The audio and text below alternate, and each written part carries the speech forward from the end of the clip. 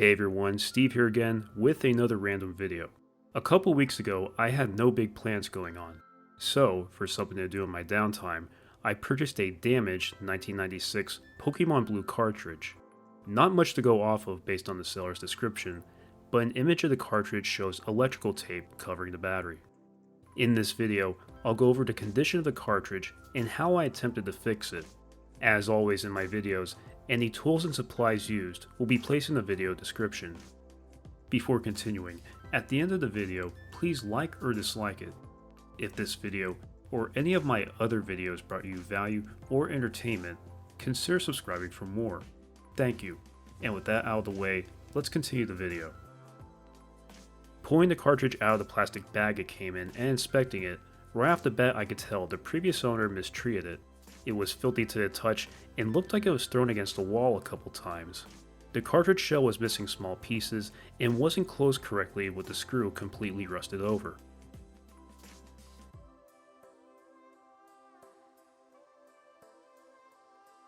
Opening the cartridge was too easy because the plastic stock that connected the two shell pieces together was snapped off. Also, the PCB didn't look any better than the shell. I peeled the tape back and found the coin battery moving around in the prongs that should have held it against the PCB. Obviously, this had to be fixed.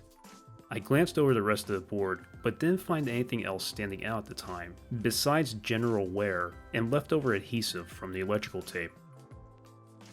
So I pulled out my soldering equipment, grabbed a replacement battery, and got to work on removing the old battery and adding the new one.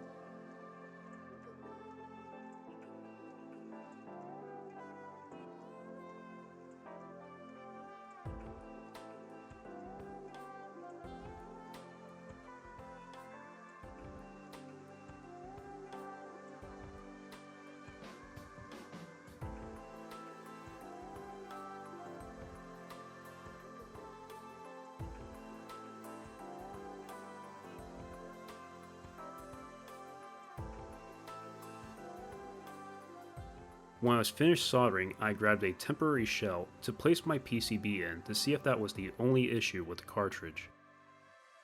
It took a few tries re-seeing the cartridge in my GameBoy, but I eventually got a picture.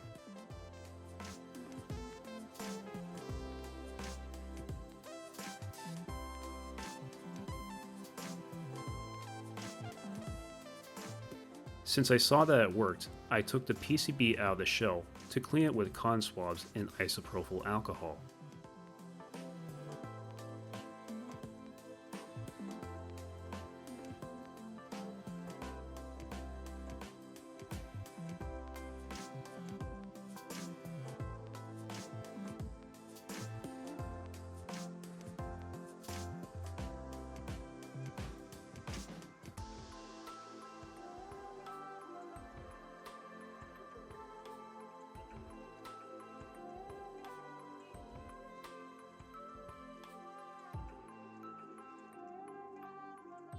The bottom pin still looked rough after basic cleaning, so I used two different cleaning methods. I tried an eraser first to pick up most of the dirt on the pins. There was still some dirt packed on, so I moved to a fiberglass pen to get the rest. That seemed to get the rest of the dirt.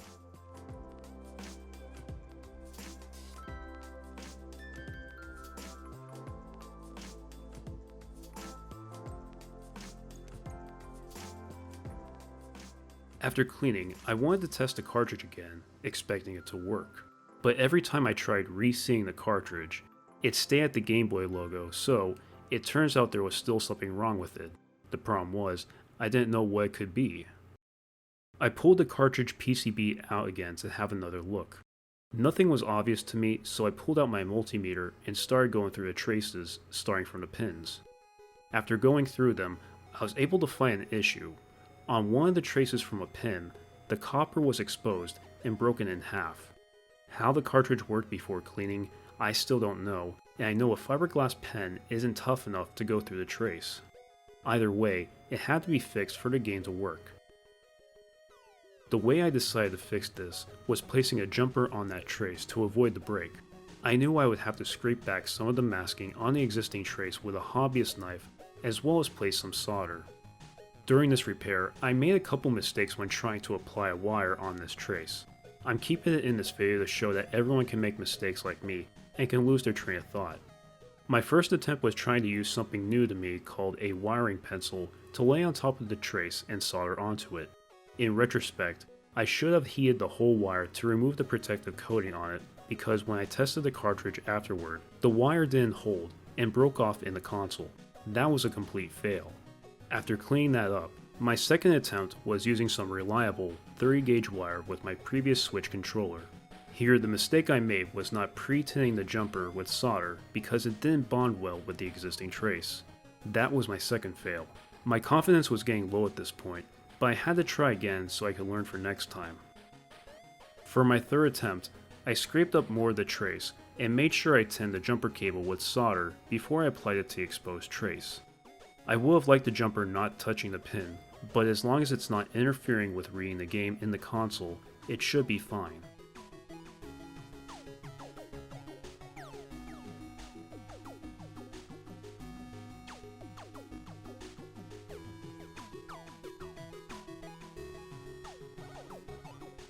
I cleaned up the excess solder on the pins and trimmed the jumper.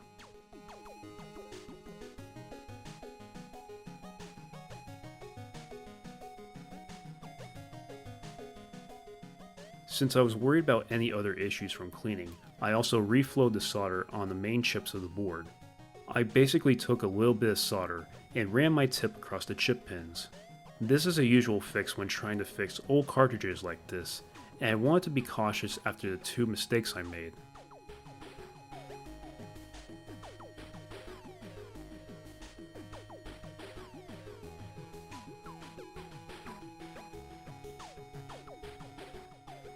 Afterwards, I covered my jumper wire with some Captain tape to avoid potential shorts. With that work done, I tested the cartridge PCB once again, hoping that it would work this time. My last repair attempt paid off because the screen doesn't stay on the GameBoy screen and proceeds with loading the game. I ran through the intro of the game to test if the battery save feature would work. Besides the cartridge reset hiccup, the game still works and remembered where I saved the game, showing that the new coin battery worked.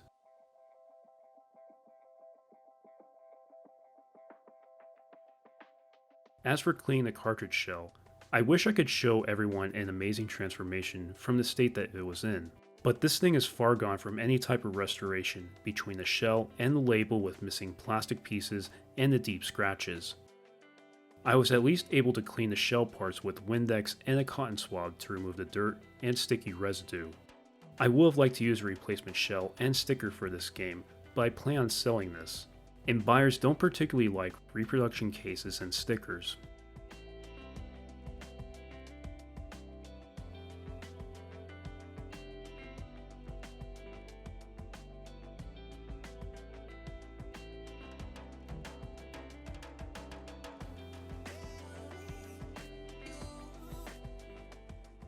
For the broken standoff, I used some Loctite superglue to secure the standoff in its previous location.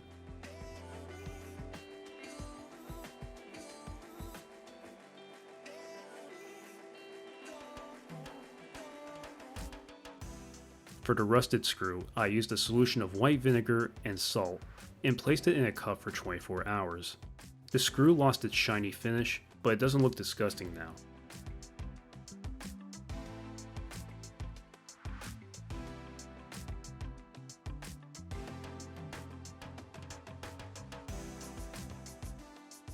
With the shell and PCB cleaned and repaired, I could put it back together for hopefully the final time.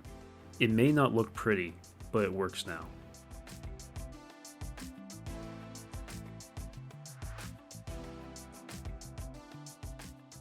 I always enjoy doing these kind of projects, even when plans don't go my way. The only way to get better is to learn from your mistakes. I know I'll be doing some more practice with a wiring pencil after this. I was still able to fix the game cartridge so that someone will get some enjoyment out of it once again. I put in a little over 20 hours playing it to make sure the repair worked, and I'm confident it'll hold up for hundreds of more hours of gameplay. So that'll do it for me. This is Steve signing off, and stay safe everyone.